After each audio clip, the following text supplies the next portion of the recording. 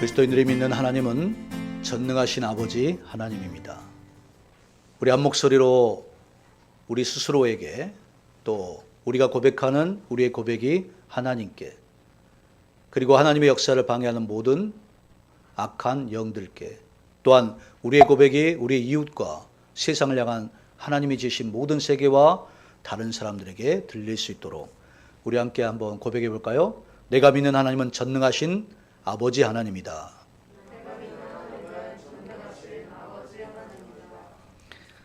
믿음의 고백이 굉장히 힘이 없으시네요. 우리 물론 목소리를 높여야 우리의 믿음이 더 크다라는 건 아닙니다. 그러나 우리가 하나님을 믿는다라고 고백하는 우리 초대교회부터 끊임없이 고백했던 사도들이 가르친 신앙 고백에 나는 믿습니다. 그 하나님이 전능하신 나의 아버지 하나님을 믿습니다라고 그 고백한 엘샤다이 하나님, 전능하신 하나님은 이 하나님을 우리가 창세기 17장에서 아브라함이 99세가 되었을 때 하나님이 나타나셔서 아브라함에게 하나님을 알려주셨습니다. 엘샤다이 하나님, 전능하신 하나님. 근데 하나님은 하나님께서 내가 전능한 하나님이란다 라고 가르쳐 주시면서 하나님이 그 안에 무엇을 담아주셨냐면 하나님의 언약을 담아주셨습니다. 그래서 엘샤다이 전능하신 하나님은 반드시 언약과 관계를 맺고 있다는 것을 우리는 기억해야 합니다. 창세기 17장에 보면 하나님께서 그렇게 하나님을 소개하고 나신 다음에 하나님은 너희와 함께 언약을 맺고 있다. 아브라함과 언약을 맺고 있다. 아브라함의 후손들과 그리고 그의 후손들이 무별처럼 그리고 대를 이어서 그곳에 문나라 왕이 생길 것이고 하나님은 아브라함과의 언약 속에 그 영원한 언약을 세우셨다는 것을 알려주십니다. 그래서 우리가 인간의 입장에서 보면 하나님과의 약속 앞에서 우리는 그 어떤 상황과 조건 속에서도 하나님은 언약에 신실하시며 내가 그 하나님의 언약을 굳게 붙들어야 된다는 것을 우리는 믿음으로 걸어가야 되는 것이죠. 그래서 우리에게 믿음이 필요한 겁니다. 믿음은 결국 하나님의 언약의 성취를 맛보아하는 하나님이 우리에게 주신 유일한 방법입니다. 그래서 우리의 공로로 구원받지 않고 우리의 공로로 언약이 성취되지 않고 하나님의 약속이 성취되는 것은 우리가 믿음으로 걸어갈 때 뿐입니다. 그래서 로마서에서는 오직 의인은 믿음으로 말미암아 살 거라고 한 겁니다. 또한 하나님께서는 하나님이 엘샤다이 전능하신 하나님이셔야 하나님의 언약은 반드시 전능하신 하나님 안에서 이루어지고 성취된다는 것입니다. 이것을 창세기 17장에서 아브라함에게 알려주시고 하나님께서는 그 언약의 표징으로 할례를 하게 하십니다. 창세기 17장에 그 언약하신 하나님, 그 언약의 표징이 바로 17장 9절에 등장합니다. 하나님이 또 아브라함에게 이르시되 그런즉 너는 내 언약을 지키고 내 후손도 대대로 지키라. 너희 중 남자는 다 할례를 받으라. 이것이 나와 너희와 너희 후손 사이에 지킬 내 언약이니라. 너희는 포피를 베어라. 이것이 나와 너희 사이의 언약의 표징이니라.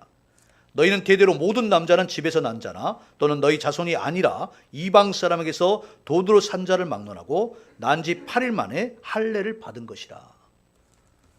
하나님께서는 언약의 표징으로 언약의 사인으로 언약의 어떤 시그널로 할례를 받도록 하셨어요. 그러면 아브라함의 후손들은 창세기 17장부터 하나님께서 난 지 8일 만에 그들과 함께 하는 이방인마저도 이 하나님의 언약의 백성들이 되었다면 언약의 상징, 이 표징 자체가 할례인 것입니다. 창세기 17장에 그러면 할례가 등장한 거네요. 오늘 본문의 말씀은 여호수아서 말씀이죠. 근데 이 여호수아의 말씀은 여호수아서에서 우리 사랑하는 우리 학생이 목사님께 이렇게 물어봤습니다. 여호수아와 여호와는 어떻게 다릅니까? 네, 얼마나 감사합니까? 아는 척하는 것보다 훨씬 낫잖아요. 가만히 앉아서 이거 아는 척하면 목사님이 알고 있는 걸로 알 거 아니에요. 솔직하게 물어봐서 너무 감사했고요. 제가 차에 타고 가는 과정에 잘 설명을 해줬습니다. 여러분, 성경의 말씀은 하나님께서 우리에게 알라고 주신 것이지 신비롭게 책상에 꼽아두라고 한 것이 아닙니다. 항상 하나님의 말씀과 성경의 것들이 궁금할 때 여러분 선생님이나 또 전도사님이나 목사님이나 그리고 우리 청년 리더들과 함께 나누면서 성경의 말씀에 왜 이런가 항상 상고하시고 말씀의 의미가 무엇인가를 꼭 여러분 물어보셔서 성경을 더 깊이 알아가는 우리 대학동 가족들, 성도들 되시기를 주의 이름으로 축복합니다. 왜 하나님께서는 전능하신 하나님의 언약의 표징으로 할례를 하게 하셨을까? 왜 다른 것으로 표징을 두지 않고 할례가 하나님 안에서의 표징인가? 돌아보니까 아브라함 이후로 난 지 8일 만에 아이들은 할례를 행했어요. 지금 여호수아서에 오면 이게 바로 증명이 됩니다. 출애굽한 이스라엘 백성들은 어디서부터 할례를 했을까요? 이미 애굽에서 400년 가까이 노예 생활하는 과정에서도 이 아브라함에게 주셨던 이 언약의 표징을 난 지 8일 만에 하고 있었다는 거예요. 노예 생활을 하고 있음에도 그들은 이 할례를 행하고 있었습니다. 할례 의식은 아브라함의 서약 이후로부터 그리고 계속해서 지속되어 왔고 지금 오늘 본문의 말씀에 의하면 하나님께서 길갈에서 할례를 다시 명령하십니다. 오늘 본문의 말씀 보세요. 여호수아서 5장 9절 말씀입니다. 우리 함께 읽어볼까요? 시작. 여호와께서 여호수아에게 이르시되 내가 오늘 애굽의 수치를 너희에게서 떠나가게 하셨다 하셨으므로 그곳 이름을 오늘까지 길갈이라 하느니라.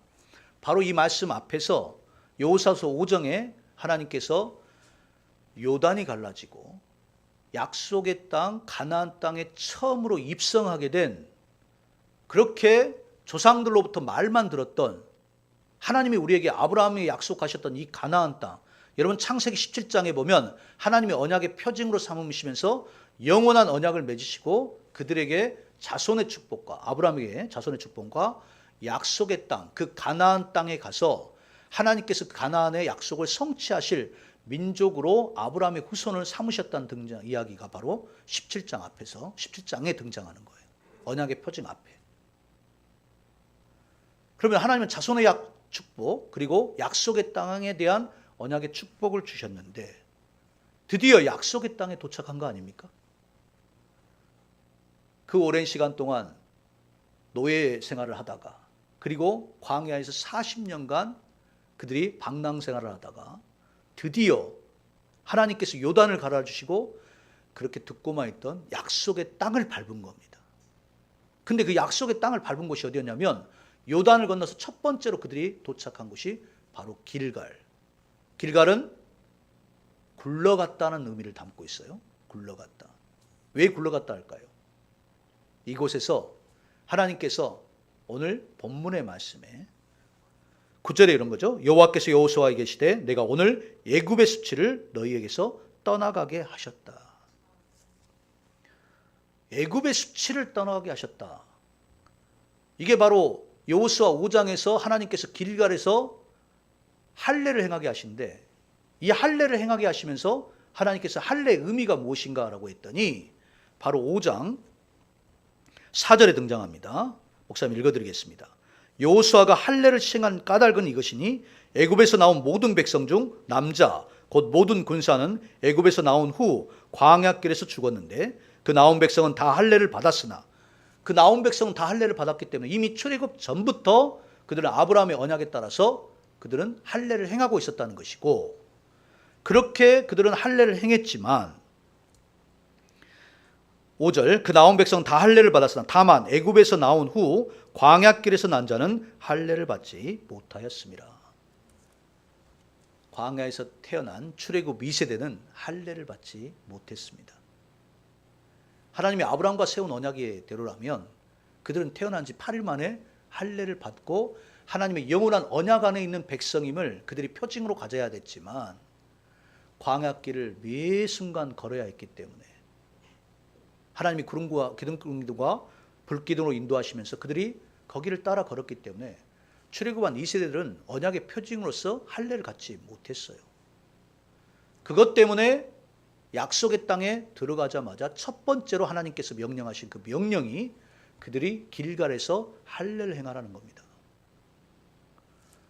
근데 이때 상황이 어떤 상황이냐면, 여러분, 그들이 요단에 들어가면, 그 요단강을 건너서 약속의 땅에 들어가면 약속은 엘도라도라고 생각할 수 있는데, 이 황금도시 엘도라도가 아니라 그들이 이미 40년 전 가데스 바네아에서 그들이 걸어 들어가면 바로 들어갈 수 있는 가데스 바네아 약속의 땅에 그들이 두려워서 정탐꾼을 보냅니다. 각 지파별로 대표 한 명씩 보냈는데, 그들이 갔다 와서 보고가 이런 거 아닙니까? 10명의 보고는 우리가 다 죽었다는 거예요. 우리는 메뚜기 같더라는 거예요. 그들은 거인이고 그들과 싸워서 대적할 수가 없다는 겁니다. 이게 그들의 보고였고, 그들은 그 소리를 믿어버렸습니다. 그래서 그들이 정탐꾼을 보냈던 40일을 더해서 1년을 곱해서 40년간 하나님께서 광야길을 돌도록 하십니다. 이게 바로 광야길을 걸었던 그들의 모습이었고, 드디어 약속의 땅에 들어갔던 출애굽 2세대가 약속의 땅에 들어갔는데, 첫 번째로 그들이 들어가면서 그들은 뭘 알고 있는 겁니까? 약속의 땅에 들어가면 엘도라도가 아니라 가나안 7족속 거인 족속들이 살고 있는 그 땅에 간 거예요. 그들은 굉장히 절박한 상황에 놓여 있는 겁니다. 지금으로 이야기하면 전시 상황인 거예요. 약속의 땅에 7족속이 있는 거죠. 여러분, 지금 러시아가 우크라이나를 침공해서 많은 유혈 사태가 벌어지고 있습니다. 전시는 어떻습니까? 엄청난 위기와 그리고 생존 본능이 살아나는 곳이잖아요. 그런 곳에서 할례를 받는다? 여러분, 할례는 뭐예요? 우리 남자들은 잘 알겠죠? 할례를 받으면 못 걸어 다닙니다. 아니, 전시 상황인데 할례를 한다? 여러분, 이거 불가능한 거죠. 이게 만약에 지휘관으로 이야기한다면, 지휘관이 갑자기 전쟁에서 싸워야 하는 상황인데 다 같이 수술하고 누워있지 않은 것과 똑같은 겁니다. 이해할 수 없는 상황인 겁니다, 여러분. 하나님이 왜 길갈에서 할례를 행하게 하실까? 아니, 요단강을 가르셔서 그들이 만나는 곳곳마다 하나님께서 함께 싸워주시고 승리하셔야 될 텐데, 그들은 그것을 붙들고 하나님을 믿고 가는데 순간적으로 그들이 어떤 상황이 닥치냐면, 이게 갑자기 수술받고 누워있어야 되는 상황이 된 겁니다. 할례를 행한 겁니다. 도대체 왜 하나님은 이해할 수 없는 명령을 하셨을까요? 그것을 그들이 궁금해하고 있는데, 하나님께서 지금 오늘 본문에서 그 이유를 알려주시는 거예요. 하나님께서 여호수아에게 이르시되 내가 오늘 애굽의 수치를 너희에게서 떠나가게 하였다. 할례라는 것은 우리가 인간적인 측면에서 보면 우리가 수술받고 누워 있어야 되는 그런 상황인데, 적들 앞에서 환자 되어야 되는 상황인데, 이거는 인간적인 판단에 하는 것이고, 하나님은 그들에게 무엇을 가르쳐주냐면 이 할례가 무엇인가를 가르쳐준단 말이에요. 우리가 살면서 살아가면서 늘 우리가 겪는 우리의 상황과 조건에 우리의 관심이고, 늘 우리는 그것을 해석하려고 합니다. 그런데 하나님은 무엇을 보게 하시냐면 하나님의 언약을 보게 하신다는 거예요. 하나님은 가장 우리가 우선으로 놓아야 할 첫 번째 자리가 우리의 상황에 대한 우리의 해석이 아니라 하나님이 우리에게 주신 언약을 보게 하신다는 겁니다. 할렐루야. 할례는 하나님의 언약의 표징인 겁니다. 그런데 이 언약의 표징에 하나님께서 주신 이 할례, 길갈의 할례는 의미가 무엇이냐면 애굽에서의 수치를 떠나가게 하신다는 겁니다.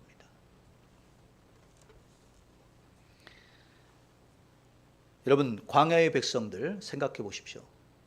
광야에서 하나님께서 만나와 메추라기를 먹여주셨고요, 그를 구름기둥과 불기둥으로 인도해 주셨고, 하나님이 반석에서 물을 내주시고 그들을 끊임없이 인도해 가십니다.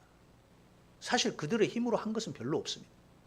오직 하나님의 은혜로 그들이 간 겁니다. 그런데 광야의 40년 동안 그들이 행한 행동은 무엇입니까? 그들이 가진 마음은 무엇입니까? 그들은 할례를 이렇게 생각했어요. 학자들이 보면 이미 아브라함 때부터 하나님이 언약의 표징으로 할례를 행하게 하셨는데 애굽에 가니까 애굽의 사람들도 할례 비슷한 것을 하고 있는 겁니다. 할례 비슷한 것, 그냥 그 남성의 성기 포피에 어떤 흔적을 남기는 그런 조그만 행동을 하고 있었던 거예요. 근데 애굽에서는 어떤 사람들이 합니까? 애굽에서는 왕이나 귀족들이나 고관들이나 이런 특정 계급의 사람들만 이런 표식을 하고 있었어요. 또한 애굽에는 애굽에 섬기고 있는 신들이 있었죠. 약속의 땅에 가고자 하는 하나님의 그들을 인도하시는 하나님의 언약의 백성들이 광야길을 걸으면서 무엇을 보고 있었냐면 그들이 하나님과 동상이몽을 갖고 있었다는 거예요. 하나님은 그들을 아브라함 때부터 이미 구원하셔서 언약의 표징으로 삼으시고 그들을 하나님의 약속의 땅 가나안 땅으로 인도하시면서 그 땅에서 하나님의 거룩한 백성 삼으시고 세상의 제사장 나라로 삼으실 계획을 이미 하나님은 가지고 계셨습니다. 그게 바로 창세기 17장에 등장하는 거예요. 그런데 그들은 애굽에서 노예 생활을 하면서 400년 가까이를 노예 생활을 하다 보니까 애굽의 문화와 애굽의 고관 귀족들이 하는 것들이 더 크게 보여서 가는 과정에 우리가 애굽에서 있었다면 비록 신분이야 노예지만 애굽에서 고기도 먹고 애굽에서 그들이 비록 노예지만 애굽의 문화도 누리고 있었다라는 그런 마음이 늘 뒷전에 있었던 겁니다. 광야의 백성들로 살면서 하나님의 백성이지만 광야 가운데 그들이 배운 것은 그들의 마음속에 생각한 것은 여전히 애굽을 그리워했으며 애굽에서 고관 귀족들이 하는 행동에 늘 마음이 거기에 가 있었다는 거예요. 여러분, 노예 근성이라는 건 무엇입니까? 노예 근성이라는 것은 자신이 주인이 되지려고 하는 마음이 없다는 거예요. 오히려 그들이 가진 그 애굽에 대해서 그들을 더 섬기려고 하는 마음이 강한 겁니다. 결국 출애굽 1세대가 하나님 앞에 불신앙과 불순종으로 그들이 광야에서 다 죽게 되죠. 그리고 나서 하나님께서 오늘 길갈에서 할례를 행하게 하신 것이 바로 출애굽 2세대들이에요. 엄밀하게 이야기하면 출애굽은 그들이 신앙의 생활을 시작한 것과 같습니다. 과거에는 광야에서 애굽에서 노예 생활을 하고 있다가 광야길을 향해 나아가는 그 순간 하나님을 향한 믿음으로 살아야 하는 그 믿음의 시작이 출발점이 바로 출애굽입니다. 또한 광야는 하나님께서 그들에게 광야의 고난을 받으라고 주신 것이 아니라 그들이 믿음이 성장하도록 주신 것이 바로 광야입니다. 흔히들 광야를 이 교회 생활을 광야 생활과 같다고 합니다. 왜 이런 말을 합니까? 우리가 교회 안에서는 우리의 믿음이 성장해야 된다는 거예요. 우리가 광야 같은 이 세상을 걸어가는 과정에는 그 광야에서 고난을 당하고 고통당하고 거기에서 뭐 광야에서 살다 죽는 게 그런 게 아니라 우리는 이 광야 같은 세상 속에서 하나님을 향한 우리의 믿음이 더 성장해야만 그리스도의 장성한 분량으로 자라가며 하나님의 약속의 성취를 우리가 향해 나아가는 하나님 나라의 진정한 그리스도의 군사가 되어야 된다는 이야기입니다. 할렐루야.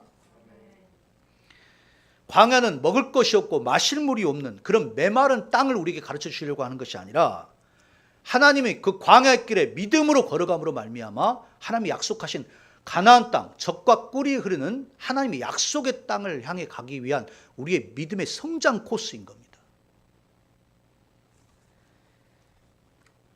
광야는 하나님께서 만나와 메추라기를 먹이시고 그들에게 하나님께서 만나를 내려주신 이유가 뭐라고 합니까? 하나님의 말씀을 지켜 행하는지 안 하는지 하나님 그것 보기 위한 것이라고 그러잖아요.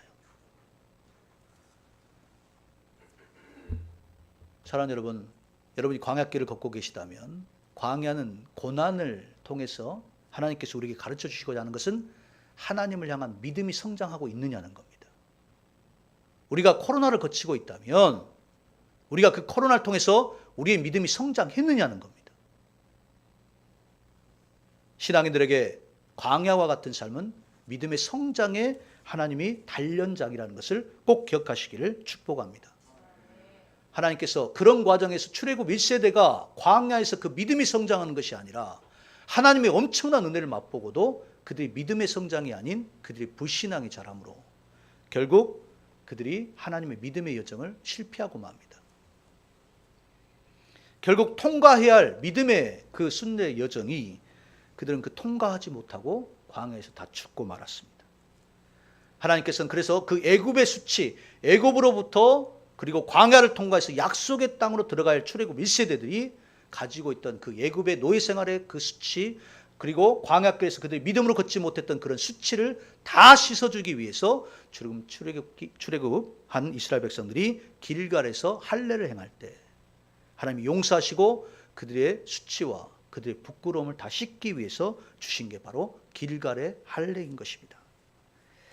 그러므로 말미암아 하나님이 다시 한번 그들에게 언약의 표징, 할례를 통해서 하나님이 영원한 약속의 땅에 들어가게 하시겠다고 약속하신 대로 실제로 그들이 이 언약이 성취된 것을 그들에게 확인시켜 준 것이 바로 길갈의 할례입니다. 사랑하는 여러분, 출애굽한 이스라엘 백성들, 출애굽의 할례가 하나님의 약속에 대한 믿음의 할례였다면 길갈의 할례는 약속의 땅에 들어가서 하나님의 약속이 성취된 것을 보게 하는 할례일 것입니다. 여러분, 믿음이 장성하다는 것은 우리에게 반드시 필요한 겁니다. 믿음은 멈춰 있지 않습니다. 믿음은 살아 있습니다. 믿음은 관념이 아닙니다.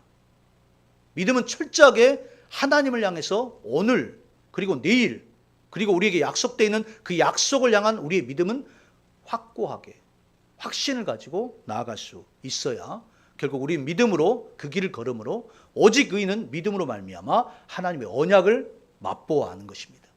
할렐루야. 결국 약속의 땅에 들어간 그들은 하나님의 언약이 성취됐다는 것을 보게 하시는 그런 역사가 실제로 이제 보게 된 것이죠. 또한 길갈에서 그들이 할례를 하고 나서 그들에게 나타난 어떤 사건이 있었습니다. 바로 오늘 본문의 말씀이죠. 그들은 유월절을 지키게 됐는데 11절입니다. 유월절 이튿날에 그 땅의 소산물을 먹되 그날에 무교병과 볶은 곡식을 먹었더라. 여러분, 하나님께서 그들에게 첫 번째 절기를 약속의 땅에 들어가서 지키게 하셨는데 이스라엘의 가장 첫 번째 퍼스트 절기가 바로 유월절이죠. 유월절은 패스오버라고 합니다. 패스오버는 뭡니까? 출애굽하기 전 이스라엘 백성들에게 하나님께서 주셨던 그 놀라운 생명을 살리는 역사가 바로 패스오버죠. 마지막 재앙이었던 장자의 재앙에서 하나님이 어린 양의 피를 그의 문설주에 바른 집들을 하나님께서 심판하지 않으시고 죽음으로 이끌지 않고 생명으로 살려주십니다. 결국 유월절이라는 것은 죽음이 아닌 생명을 말하는 겁니다. 하나님의 은혜로 그들이 살게 된 것이죠. 하나님 그 유월절을 첫 번째로 지키게 하시고 그 유월절 이튿날 그들이 먹었던 음식을 보십시오. 원래 유월절은 그들이 무교병을 먹는 겁니다. 이스트가 들어간, 효모가 들어가지 않은, 발효되지 않는 그냥 딱딱한 맛이 없는 그 무교병을 먹으면서 하나님이 우리를 어떻게 살리셨는지를 기억하게 하시는 거죠. 그런데 이때 유교병과 함께 그들이 먹은 것이 있습니다. 볶은 곡식을 먹었다는 겁니다. 볶은 곡식은 뭐죠? 광야길에서 먹을 수 있었던 게 아니에요. 약속의 땅에 들어가서 그 땅의 소출로 나온 곡식을 볶아서 먹었다는 이야기입니다. 드디어 하나님의 언약이 성취되고 그들은 그 약속의 땅의 곡식을 열매를 맺게 된 것이죠. 먹게 된 것이죠. 12절 말씀 보십시오. 또 그 땅의 수산물을 먹은 다음 날에 만나가 그쳤으니 이스라엘 사람들이 다시는 만나를 먹지 못하였고 그의 가나안 땅의 소출을 먹었더라. 사랑하는 여러분, 광야에서 먹었던 만나가 그치고 그들이 만나가 그친 다음에 곡식을 먹은 것이 아니라 약속의 땅에 가서 곡식을 먹은 다음 하나님께서 우리에게 굶주리지 않게 하시고 이때 만나가 그쳤다는 거예요. 하나님의 은혜는 중단되지 않다는 걸 알려주십니다.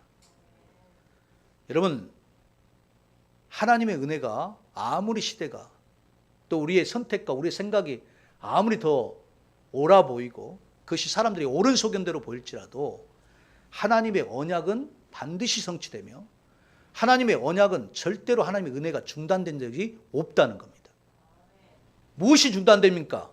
하나님의 은혜가 중단된 게 아니라 우리의 믿음이 중단되는 겁니다. 하나님이 위에서부터 내리는 은혜로 우리에게 끊임없이 부어주시지만 우리가 그것을 받아 누리지 못하는 우리의 믿음이 중단된 것이죠. 옛날부터 이런 말이 있습니다.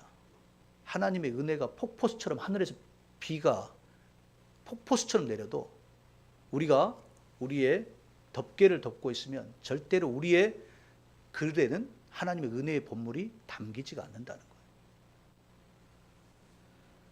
우리의 중단이 아닌 하나님의 은혜는 끊임이 없습니다. 그래서 주님께서는 이렇게 말씀하셨어요. 너희에게는 늘 은혜의 때가 준비되어 있다고 했어요. 여러분, 하나님의 음성이 들리지 않는 게 아닙니다. 하나님의 은혜가 중단된 게 아닙니다. 성령의 역사가 중단된 게 아닙니다. 우리의 믿음이 닫힌 것이고 우리의 영적 눈이 닫힌 것이고 하나님을 향한 우리의 귀가 닫힌 것이죠. 하나님의 은혜를 충만하게 누리는 우리의 마음이 닫힌 것이죠. 하나님 그것을 오늘 가르쳐 주십니다. 하나님의 언약은 중단된 적이 없고 지금도 영원한 하나님의 언약은 끊임없이 성취되고 있습니다. 그래서 사도 바울은 로마서 2장에서 이렇게 말을 해요. 표면적 유대인이 유대인이 아니요, 표면적 신앙인이 신앙인이 아니다. 우리의 마음 안에서 하나님을 향한 마음이 활짝 열리고 우리가 하나님을 향한 영원한 언약 안에 있는 언약 백성이며 예수 그리스도를 통해서 새 계명을 받은 새 언약의 그리스도인이라는 것을 아는 자, 이 사람들은 과거에 가졌던 우리의 육체 할례가 아닌 우리의 마음을 향한 하나님을 할례를 받은 자들이다. 하나님의 언약의 표징받은 자라는 이야기예요. 할렐루야. 여러분, 이게 바로 하나님께서 우리에게 새롭게 출발시켜준 놀라운 새로운 삶의 출발인 겁니다. 그리스도인들은 예수 그리스도를 통해서 마음의 할례 받은 자들입니다. 우리가 로마서의 말씀을 통해서도 알 수 있지만 하나님의 언약은 중단된 적이 없고 하나님의 언약은 지금도 끊임없이 예수 그리스도를 통해서 성취되고 있으며 이게 우리가 하나님이 주신 마음의 할례의 표징을 갖고 있다면 여러분, 언약은 우리 안에 반드시 이루어지는 것입니다. 또한 언약은 또한 하나님께서 약속의 땅에서 이제 준비되어야 할 그들의 언약을 굳게 붙들고 와야 할 길갈의 할례를 통해서 마음의 할례 받게 하시고 이제 그 약속의 땅에 하나님이 약속하신 그 땅을 차지하기 위한 사명의 출발점이 바로 길갈의 할례입니다. 그들에겐 여리고성이 준비되어 있고 대적들과 함께 하나님의 선으로 악을 이겨야 할 하나님의 사명의 길이 준비되어 있습니다. 사랑하는 여러분, 우리의 새로운 삶으로의 하나님께서 우리를 그리스도 안에서 초대하신 이 이유는 우리가 마음의 할례를 받고 이 땅 온 세상 온 열방 세계 모든 인류를 위해서 우리가 하나님의 사명을 출발시키는 하나님의 놀라운 기적이 바로 길갈의 이스라엘 백성의 할례이며 우리가 예수 그리스도 안에서 마음의 할례를 받은 그리스도인의 할례인 것입니다. 전능하신 하나님, 반드시 언약하시고 그 영원한 언약을 성취하신 하나님을 우리가 믿고 걸어가는 그 과정이 바로 새로운 출발임을 기억하시는 저와 여러분 되시기를 주의 이름으로 축복합니다. 기도하겠습니다.